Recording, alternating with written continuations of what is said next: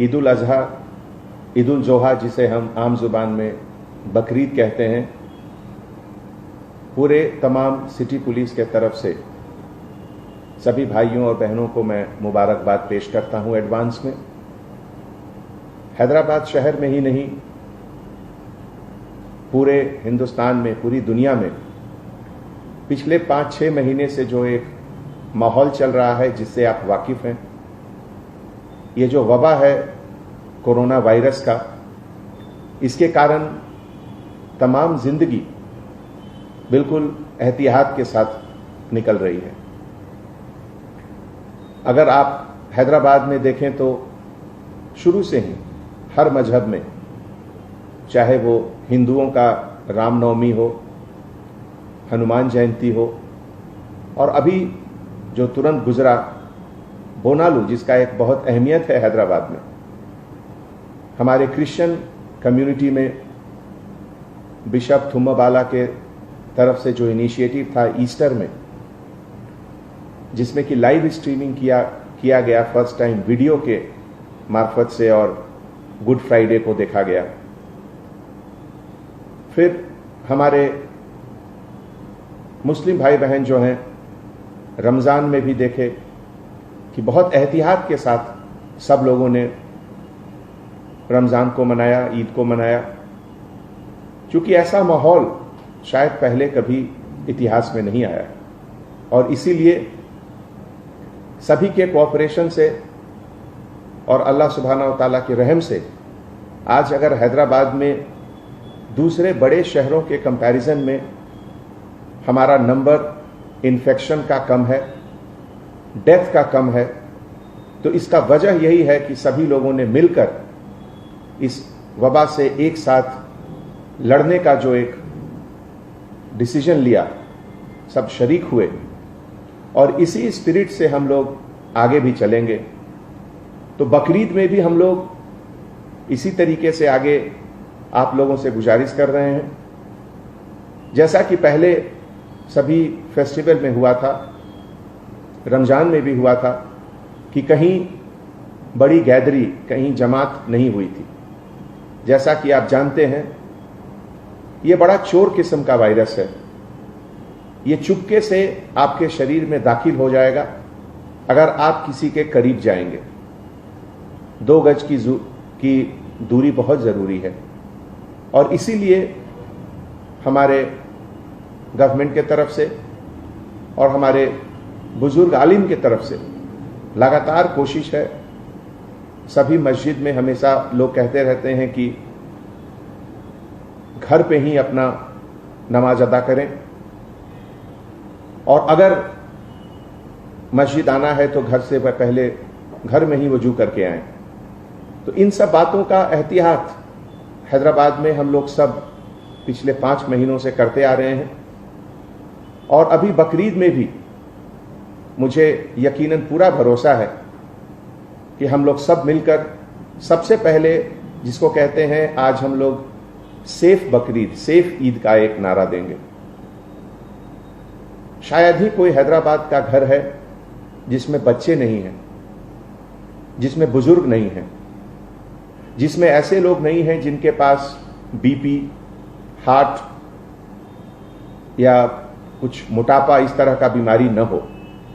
उन लोगों को बचाना सबसे जरूरी है, और उनको बचाने के लिए सबसे पहला चीज यही है कि हम लोग कम से कम दूसरे लोगों से मिलें, मुबारकबाद, जुबानी मुबारकबाद पेश करें। गले मिलने की जरूरत नहीं है, माहौल ऐसा है। अगर जान बचेगी तो आगे आप अगले बार 4 और बकरे भी कुर्बान कर सकते हैं, लेकिन अभी बुजुर्गों को बचाएं, बच्चों को बचाएं। इसीलिए जो बड़ी बड़ी मस्जिदें हैं, जैसे मक्का मस्जिद, शाही मस्जिद, वहां के जो कॉम्पिटेंट अथॉरिटी हैं उनके तरफ से भी है, जरूर। माहौल अभी कोई बहुत बदला नहीं है रमजान के महीने से। रमजान के महीने में अगर आप देखिए, total number of positive cases जो आए थे हैदराबाद में ही नहीं, तमाम हिंदुस्तान में, उस महीने के कंपैरिजन में अभी नंबर्स ज़्यादा हैं। इन्फेक्शंस के नंबर भी ज़्यादा हैं और जिसके कारण डेथ के नंबर भी ज़्यादा हैं। तो ऐसे हालात में कहीं भी जमात का इकट्ठा होना बिल्कुल ठीक नहीं है। जैसा कि आप लोगों ने वर्ल्ड हेल्थ ऑर्गेनाइजेशन के गाइडलाइंस पढ़े होंगे, Indian council for medical research ICMR के तरफ से जो लगातार गाइडलाइंस निकलते रहती हैं, उसमें भी इसका जिक्र है कि किसी भी तरह का रिलीजियस गैदरिंग किसी भी मजहब का वो बिल्कुल ठीक नहीं है अभी। और वही एक ऐसा मौका है जहां ये वायरस जहां अभी तक नहीं गया वहां भी जा सकता है एक दूसरे के ट्रांसमिशन से। तो ऐसे माहौल में किसी भी तरह का गैदरिंग बाहर बिल्कुल उचित नहीं है। और मैं आप सबों से हाथ जोड़कर गुजारिश करता हूं कि आज की तारीख में अगर सबसे जरूरी चीज कुछ है तो आपका जिंदगी, आपका जीवन, आप स्वस्थ रहें, आप हेल्दी रहें, इससे ज्यादा जरूरी कोई चीज नहीं है। और सिटी पुलिस के तरफ से मुझे बहुत खुशी होगी कि अगर आप सभी को ये समझाएं कि ऐसे मौके पे अभी जो एहतियात रमजान में सब लोगों ने दिखाए थे वही अभी बकरीद में भी रखें। कोरोना वबा से जो लोग इफेक्टेड हुए और उसको हराकर, जिसको हम लोगों ने नाम दिया कोरोना कॉन्करर, कोरोना को हराकर जो वापस डिपार्टमेंट में दोबारा ड्यूटी शुरू किए, वो हमारे लिए सोर्स ऑफ इंस्पिरेशन है। उनका कॉन्फिडेंस हमारे लिए, हम सबके लिए एक मिसाल है। एक बात उसमें से एक हमारे ऑफिसर ने बहुत अच्छी कही, वो मैं यहाँ पे कहना चाहता हूँ। चूंकि बकरीद के समय सैक्रिफाइस, कुर्बानी दी जाती है, तो एक चीज का जहन में जरूर रखें कि जो कसब कसाई लोग हैं, जो कुर्बानी करते हैं, जो काटते हैं जानवरों को, वो सेहतमंद हैं या नहीं।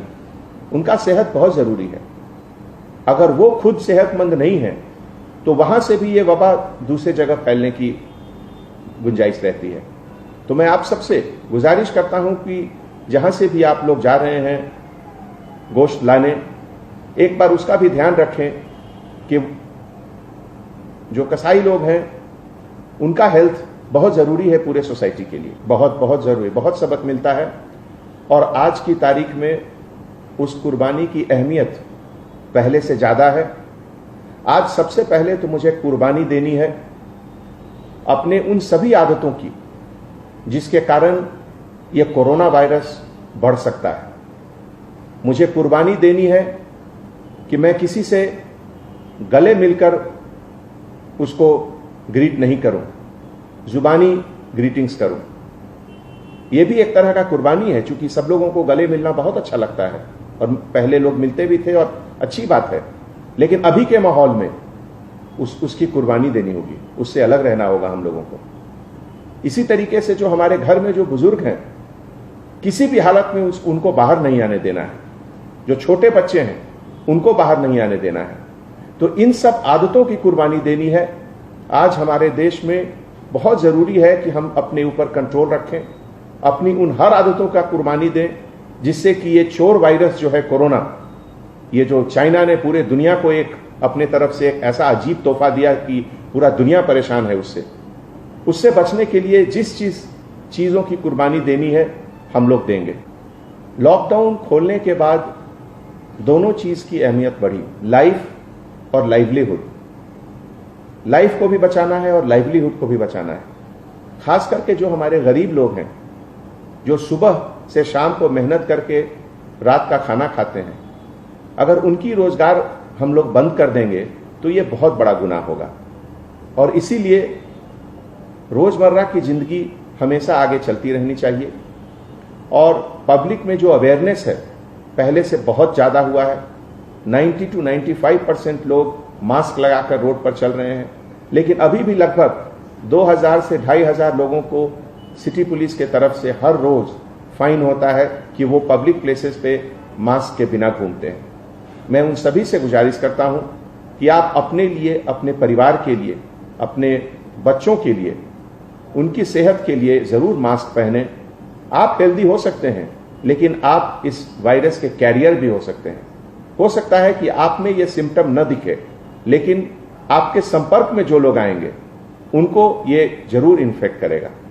इसीलिए नंबर अगर थोड़ा ऊपर जा रहा है या थोड़ा नीचे आ रहा है, उससे अपनी सावधानी में कमी नहीं होनी चाहिए, एहतियात जरूर बरतना चाहिए। कम से कम अभी मुझे लगता है कि 2 से 3 महीने तक तो बहुत जरूरी है कि हम लोग स्ट्रिक्टली फॉलो करें, इंप्लीमेंट करें जो भी गवर्नमेंट की गाइडलाइंस है, ICMR की गाइडलाइंस है। सबसे पहले तो जो हमारे देश का जो कानून है, उस कानून के तहत जो भी प्रोहिबिटेड एनिमल्स हैं, जैसे काऊ, कैमल या इस तरह के जानवर जिनका एग्रीकल्चर में अभी तुरंत यूज हो रहा है, उनकी कुर्बानी न दी जाए। और जो भी लोग कुर्बानी दे रहे हैं, जो जबह कर रहे हैं, वो जो एक हाइजीन के तरीके से होता है, जो चाकू या जिससे कट कर रहे हैं, वो कहाँ से लाए, उसको अच्छे तरीके से सैनिटाइज जरूर कर लें। हर चीज का सैनिटाइजेशन करना बहुत जरूरी है। एक बहुत अच्छा सिलसिला है बकरीद में कि लोग गरीबों को देते हैं, अपने पड़ोसियों को देते हैं गोश्त। उसमें भी थोड़ा सावधानी बरतें कि अगर एक जगह से कहीं इन्फेक्टेड गोश्त बाहर निकल गया तो वो बहुत लोगों को इन्फेक्ट कर सकता है। इसीलिए हमने पहले गुजारिश की थी कि जो कसब लोग हैं उनका हेल्थ बहुत इंपॉर्टेंट है, कि वो स्वस्थ हैं, वो कैसे हैं, और घर में जो भी लोग कटिंग कर रहे हैं उनका हाथ साफ रहना चाहिए। जहां तक संभव हो हाथ में दस्ताने पहन लें, ग्लव्स पहन लें, और उसके बाद जबह करें तो बेहतर होगा। जो हमारे बुजुर्ग हैं, हमारे इस्लामिक स्कॉलर हैं, जो हमारे आलिम हैं, उनसे मैं दरख्वास्त करता हूं कि कुछ रास्ता निकालें, कुछ सोचें। क्या 2 ईद की नमाज एक वक्त में हो सकती है क्या? इस तरह का कुछ सिलसिला अगर सोचकर वो कुछ निकालेंगे तो इसमें सबकी भलाई है, सभी के हेल्थ के लिए, सभी के ये वबा से बचने के लिए थोड़ा मदद मिलेगा। ये हमारी एक अपील है, हमारी गुजारिश।